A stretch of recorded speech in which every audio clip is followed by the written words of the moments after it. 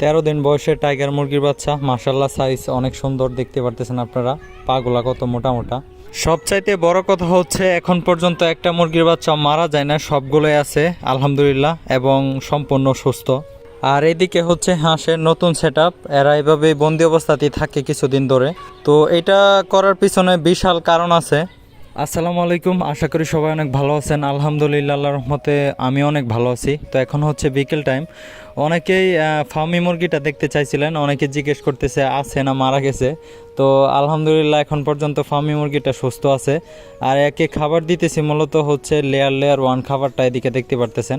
তো এটা ছোট একটা প্লাস্টিকের কৌটোর মধ্যে দিতেছি, নয়তো এটা খাবার অনেক নষ্ট করে ফেলে। তো এটার ডিম নেওয়ার অনেকে আগ্রহ প্রকাশ করছে, যেহেতু এটা মোরগ নয়, এ কারণে ডিম নিলেও কেউ ফোটাতে পারবে না, বাচ্চা হবে না। আর এদিকে বেশি খাবারগুলো এখানে একটা ছোট একটা বার্মিসের মধ্যে রেখে দিছি। তো 3 কেজি খাবার আনছি মূলত এটার জন্যই। তো এটা খাবার নষ্ট করে ফেলে বিদায় কিন্তু অল্প পরিমাণে দিছি। আর এদিকে দেখতে পারতেছেন নিচটায় কত পরিমাণে খাবার এটা ফেলে দিছে। তো এইভাবে প্রত্যেক দিনে খাবার নষ্ট করে, তো এটা এর একটা বাজে অভ্যাস। তো যাই হোক, আজকের বিষয়টা কি নিয়ে হয়তো আপনারা টাইটেল এবং থাম্বনেল দেখে বুঝে গেছেন। তো এখন যেহেতু গরমকাল, গরমকালে মূলত টাইগার মুরগির কতদিন ব্রোডিং করতে হয় বা করলে ভালো হয়, এই বিষয়টা আজকে শেয়ার করব। তো আমার এই বাচ্চাগুলো দেখতে পারতেছেন, এদের বয়স হচ্ছে আজকে 13 দিন। তো 13 দিন বয়সে আলহামদুলিল্লাহ বাচ্চার সাইজ অনেক সুন্দর। তো সবচাইতে বড় কথা হচ্ছে যে এখন পর্যন্ত একটা বাচ্চা মারা যায় না, আজকে 13 দিন বয়স পর্যন্ত সবগুলোই আছে। আর এদের যে কালার, যেহেতু টাইগার মূলত লাল কালারই হয়, এই কারণে কালারগুলো ঠিকঠাক। আর এখন ব্রোডিং করি না বিদায় বাল্বটা অনেক উপরে তুলে দিছি। তো যে কথা বলছিলাম যে গরমকালে যেহেতু টাইগার বলেন দেশি মুরগি ফার্মি, এগুলো কিন্তু ব্রয়লার মুরগি থেকে অনেকটা শক্ত থাকে। এ কারণে মানে 5 থেকে 7 দিন ব্রোডিংটা করলেই হয়। আমি মূলত 7 দিন করছি, তারপরে জায়গাটা বাড়িয়ে দিছি, হয়তো আপনারা দেখতেছেন এবং আশা করি সাথে থাকবেন, সম্পূর্ণ ভিডিওটা দেখবেন। আর এদিকে দেখতে পারতেছেন এদেরকে এখনও আমি হচ্ছে ব্রয়লার স্টার্টার খাবারটা দিচ্ছি। তো গতকালকে মূলত খাবার বিষয়ে একটা ভিডিও দিছি, হয়তো যারা না দেখছেন আশা করি আপনারা দেখে আসবেন, তাহলে খাবার সম্পর্কে অনেক কিছু জানতে পারবেন। তো মূলত হচ্ছে ব্রোডিংয়ের যে বিষয়টা, শীতের দিন 12 থেকে 15 দিন, কোনো সময় 20-25 দিনও করা লাগে। এটা হচ্ছে আপনার আবহাওয়ার উপর নির্ভর করে। যদি কুয়াশা তারপর ঠান্ডা বেশি হয়, তাহলে সেক্ষেত্রে আপনার ব্রোডিংয়ের সময়টা অনেক বেশি দেওয়া লাগে। আর গরমের মধ্যে এটা হচ্ছে সম্পূর্ণ উল্টা, কারণ এখন দেখতে পারতেছেন 13 দিন বয়সের বাচ্চা কিন্তু অনেকটা হাতাইতেছে। তো যদিও খোলামেলা চতুর সাইড কিন্তু পর্দা তো উঠাই দিছি, তারপরেও কিন্তু মাঝে মধ্যে 2-1টা বাচ্চা হাতাইতেছে।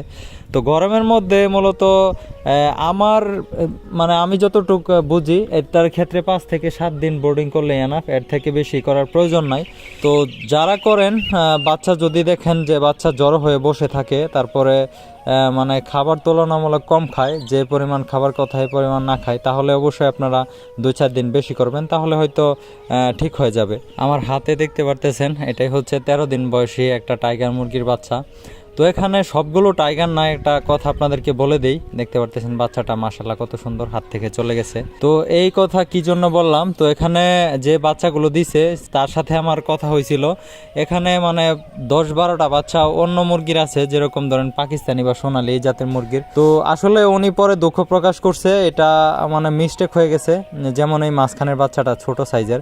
তো আরও কয়েকটা বাচ্চা আছে। আর টাইগার মুরগির বাচ্চা আপনারা কিভাবে চিনবেন, তো এটা টাইগার মুরগির ক্ষেত্রে অনেক প্রতারিত হয়, আমিও একটা সময় প্রতারিত হয়েছি।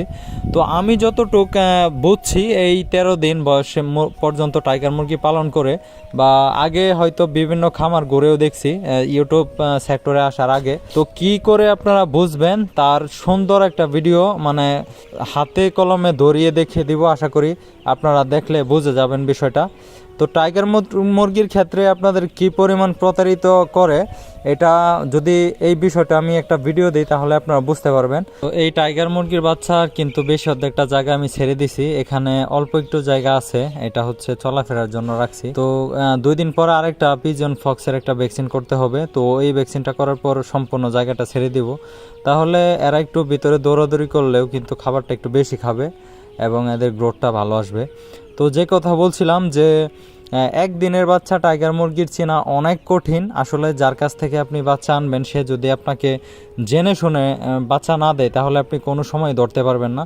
এটার প্রধান কারণ হচ্ছে টাইগার, তারপরে হচ্ছে সোনালি, ব্রাউন কক, এই 3 প্রজাতির মুরগির বাচ্চা কিন্তু সেম দেখতে একই। তো যাই হোক, চলেন বাইরে যাই।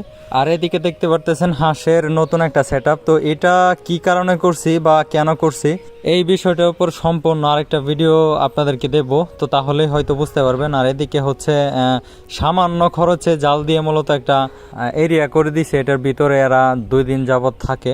আর এইটা হচ্ছে এর ভিতরে প্রবেশ করার দরজা। আশা করি আপনারা এই ভিডিওগুলো দেখবেন ধারাবাহিকভাবে। আমি আমার দিক থেকে সর্বোচ্চভাবে চেষ্টা করব আপনাদেরকে বিষয়গুলো জানানোর। আর এই জায়গাটা হচ্ছে আমাদের 2 ফার্মের মাঝখানের যে খোলা জায়গা ওইটা।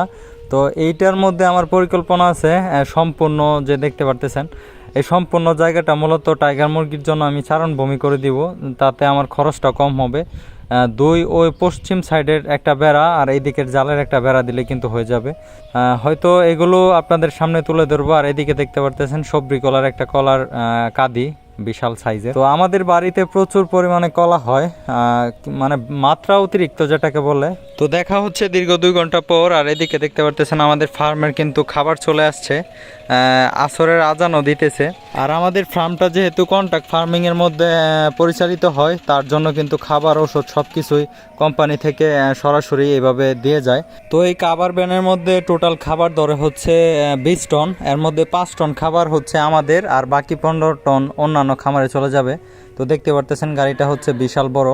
তো এই খাবারগুলো মূলত আমাদের এখানে স্থানীয় কর্মচারী আছে, ওনারা ফার্মের মধ্যে নামিয়ে দেয় টাকার বিনিময়। দেখেন গাড়িটা কতটুক লম্বা। তো এই খাবারগুলো নামাইতে মোটামুটি 1 ঘন্টার মতো সময় লেগে যাবে। তো প্রতিদিনের মতো আবারও একই কথা বলতেছি, যদি আমার কথা কারো বুঝতে অসুবিধা হয় বা কোনো জিনিস মিস্টেক হয়ে যায় তাহলে অবশ্যই আমাকে কমেন্ট করবেন, আমি কমেন্টে তাৎক্ষণিক আপনাদের রিপ্লাই দেব। আর এদিকে দেখতে পারতেছেন মোটামুটি কিন্তু অন্ধকার হয়ে গেছে, খাবার নামাইতে নামাইতে প্রায় নামানো শেষ।